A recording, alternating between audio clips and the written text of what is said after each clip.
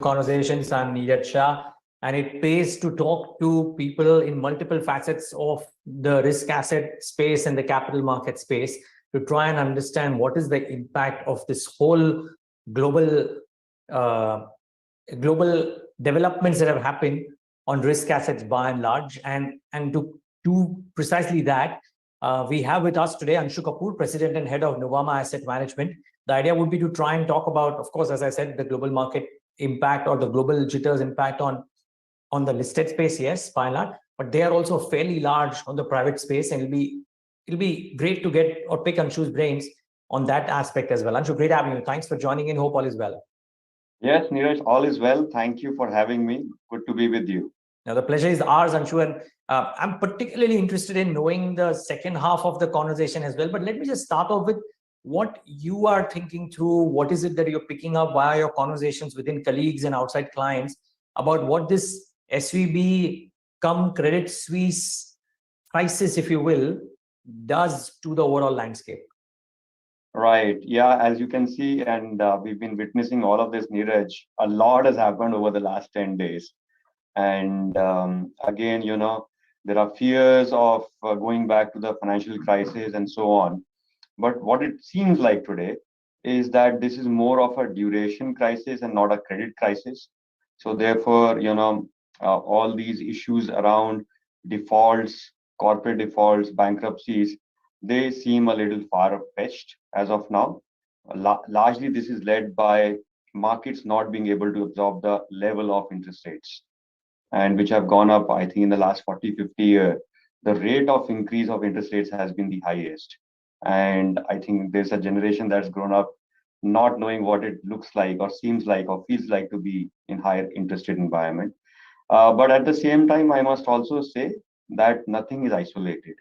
Hmm. Therefore, given the interlinkages, it is important that some of these issues are addressed quite proactively, which is what we are witnessing.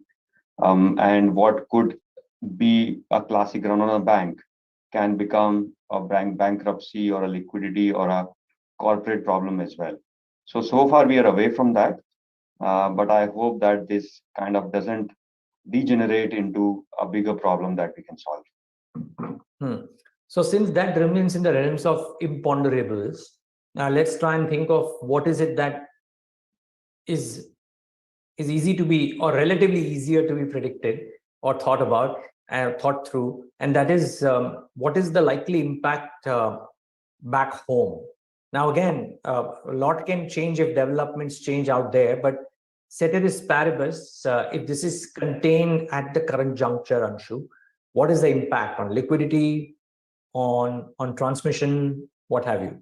Yeah, I think fair point. There are three forces that will determine how India gets impacted. And Neeraj, the first one is playing out already in front of our eyes. That is trade. And as we can see, merchandise trade volumes are slowly beginning to go down. The global trade volume that had picked up after the COVID crisis is abating. And that was led by easy money and consumer demand, revenge shopping, and so on. But as of now, given that China is still out of play, Europe, US are slowing down. So consumption, which is a big driver of Indian merchandise trade, Mhm. global consumption is slowing down. And we are beginning to see that in the data. It will also start to impact, and it is actually, it's already in the price of all the IT services stocks as we speak. So there is a fair amount of uncertainty on the IT services exports as well as to how the demand scenario will be projected from here. And therefore, exports put together are projected to be about $750 billion. It's a fair, large chunk of our India's GDP. And any slowdown there does impact job creation here, does impact corporate profitability. And therefore, we need to look at as to how this resolves. Just to give you a data point, after the COVID crisis, the new job creation by IT services alone created income growth of about 1.4 trillion rupees per annum. So it's a very meaningful contribution to the overall income creation. And any slowdown there hurts And a lot of merchandise exports are what you call blue skill job creators. And therefore, at the bottom of the pyramid also, the income creation effect is felt. So I'm just making a point that trade is something to watch out for. The second transmission point is price. And we've been price takers of commodities largely. We are price takers of crude in a big way. I believe whatever is happening globally, I think we will benefit from the price pressures on overall commodities.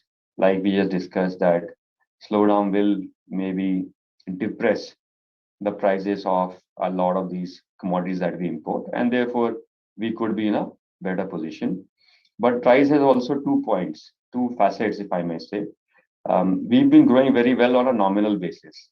Mm-hmm. Inflation has been high, 7-8%, and then real GDP growth is about 6-7%. So that's a great nominal growth, which does inflate your tax collections. We've had a great couple of years from a tax collection perspective, GST, income tax, and so on. So that does impact tax collections. Any slowdown in inflation will maybe slow down credit growth as well. The moment interest rates go up, there is an increase in demand for working capital and credit. Anyways, credit. So it is not linked to the capex cycle per se, but there is a nominal inflation that happens in the economy, and therefore, if price pressures go down, inflation suddenly cools off. I think the problem is jerks in all these data points. Economy and markets very well adjust to a gradual increase or decrease. The problem happens suddenly there's a drop, or suddenly there's an increase in any of these things. So therefore, I think the second point I made was the price. So that is to be watched out. And third is liquidity, Neeraj. We are capital account deficit country, given that exports are always greater than imports are always greater than exports on the merchandise side. And therefore, it is pertinent to watch our BOP data. There is anyways a slowdown from last year on private equity, FDI, and so on. And any liquidity crunch, suddenly freezing of liquidity, what tends to happen is liquidity suddenly freezes, and we've seen it for the last 15 years. If suddenly the liquidity goes away, then markets or economies which are capital account deficit, first impact is on the currency, and then the currency leads to price inflation, imported inflation. It leads to all kind of problems for the central bank. We've been fortunate actually that we have not seen a repeat of 2012-13, but I think this is something for RBI to watch out for, the liquidity as well. So there are these big factors, and nothing is a given as to which way it will go. But is the base case, for example, that IT services take case in point? Base case would be that their numbers would slow down, because if BFSI in the West is undergoing such a challenging period, very difficult for them to give out guidance on the kind of ordering that they will do to the IT companies, and therefore very difficult for Indian IT companies to give a meaningfully correct guidance, considering BFSI is such a large portion of their overall book. Yeah, absolutely. And if you go back on the commentary or the narrative by global IT services firms and Indian IT services firms, we started, let's say, 2022 by everyone saying there's no problem at all. And by the last quarter, calendar year last quarter, most IT services management teams were saying, okay, we are being cautious, we are watching out. So I think that is how it's playing.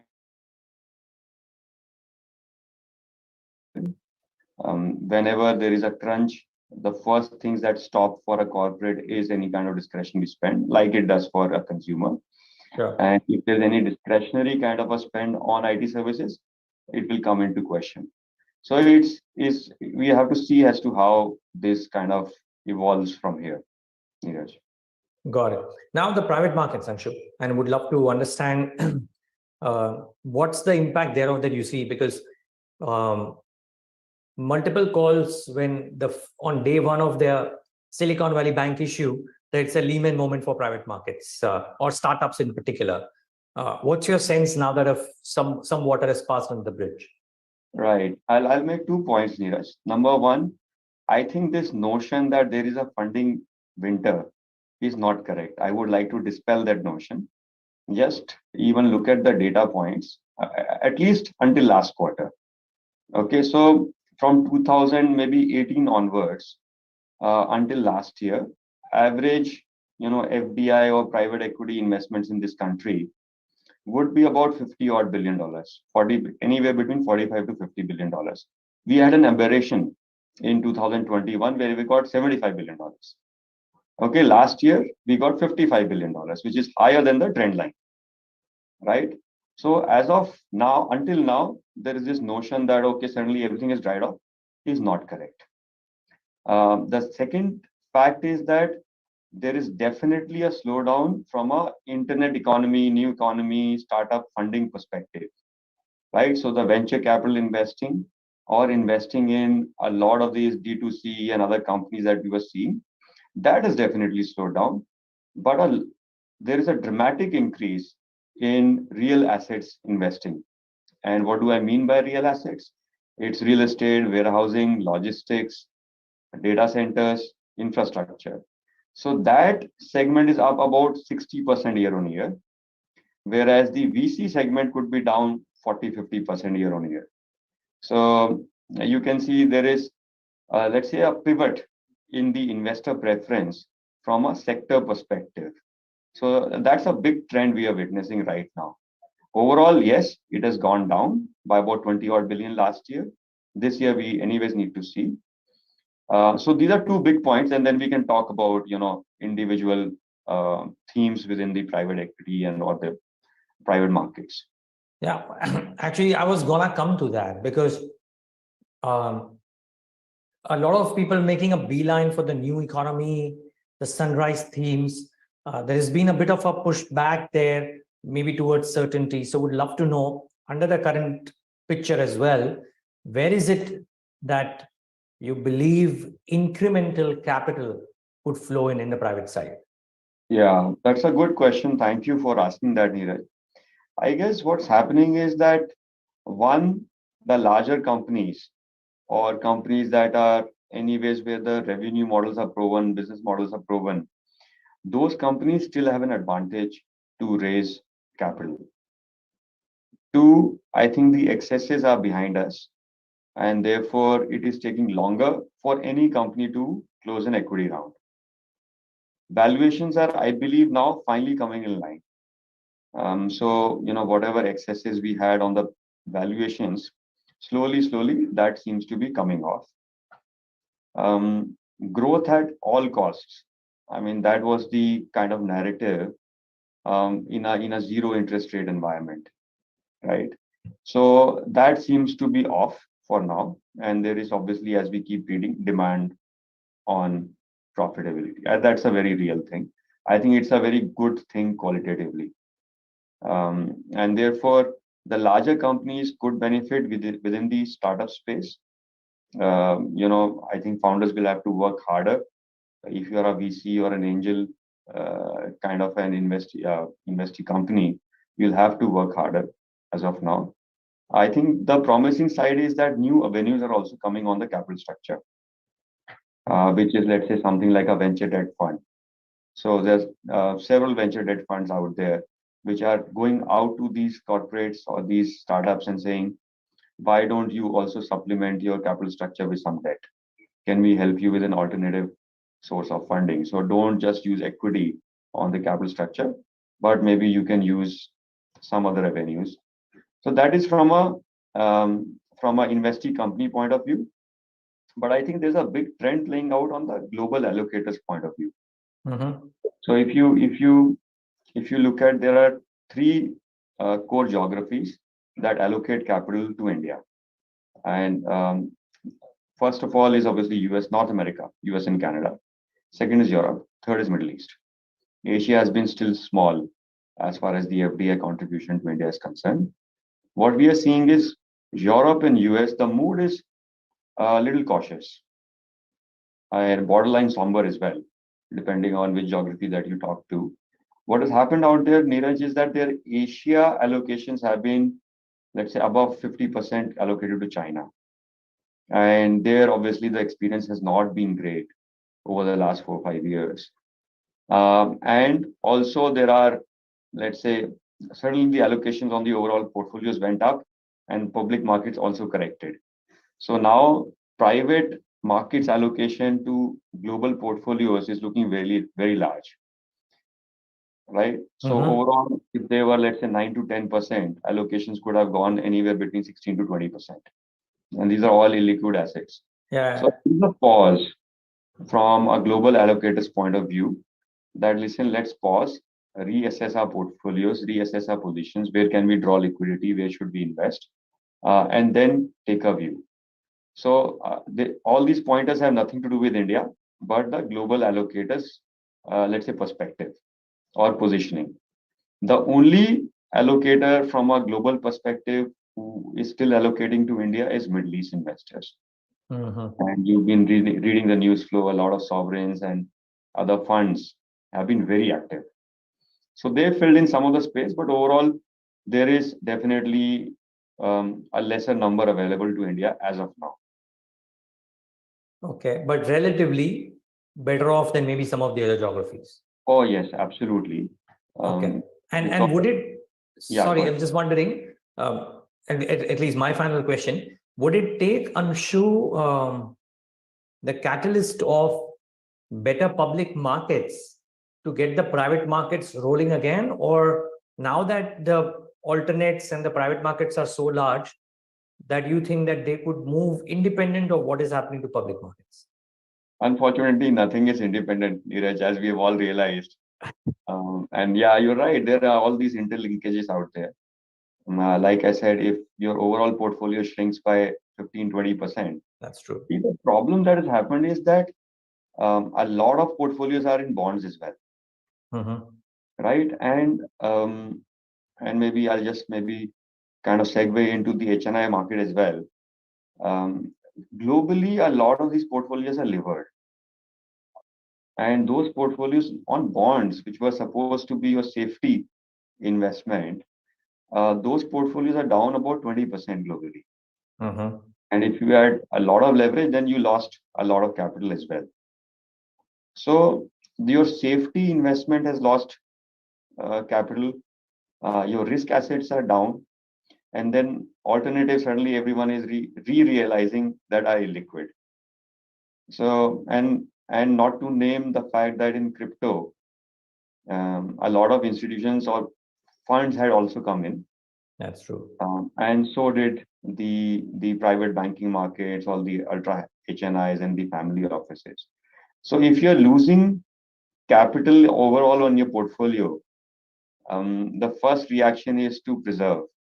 And I think this may not appear kind of very close to us because I think the mood in India is a little different.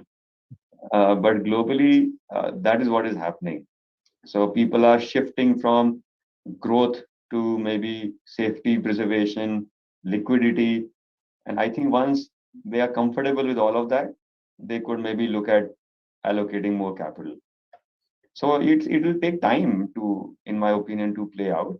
But at the same time, a lot of Indian capital is now opening up to alternatives.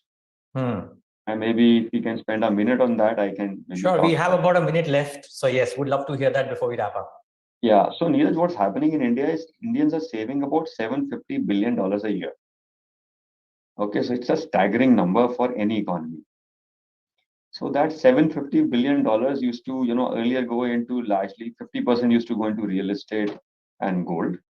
And the remaining half, a big chunk would go into small savings, bank deposits, then followed by everything else. But what is happening is that at least there is a generational shift. One, in looking for growth assets. And two, as far as I can see, overall across India, there is a huge interest in alternatives. Why should an Indian customer or investor not have access to private equity, real estate, infra?